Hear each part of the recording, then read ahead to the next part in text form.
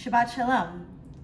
This week we find ourselves in the middle of the longest single story in our Torah, the Joseph story.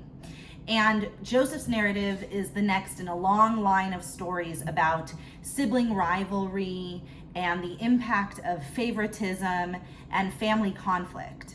We've read about Cain and Abel, Ishmael and Isaac, Jacob and Esau, Leah and Rachel, and now Joseph and his brothers. This week in Parshat Vayeshev, we read of a few similar vignettes that we know about.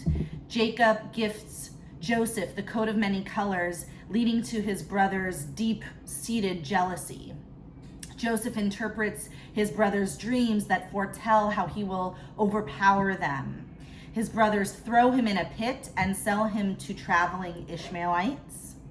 Joseph is then seduced by Potiphar's wife in Egypt, and our parsha ends with more dream interpreting in an Egyptian jail where Joseph is imprisoned with Pharaoh's butler and baker. Now, needless to say, Joseph is put through the ringer this week, and his experiences include multiple traumatic events just in this week's portion alone. Despite all of this, Joseph doesn't crumble. In fact, he rises to great power by using his talents and ultimately reconciles with his brothers. There is, however, one line from this week's portion that disturbs me deeply.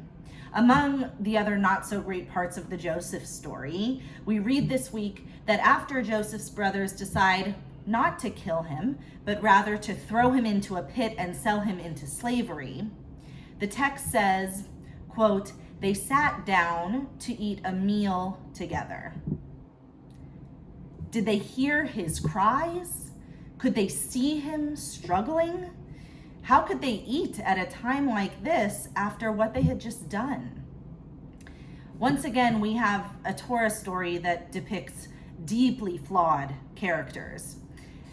We must not let our own hurt or anger or jealousy harden our hearts so deeply that we become indifferent to others' suffering, becoming numb to someone else's pain. It's a cautionary tale.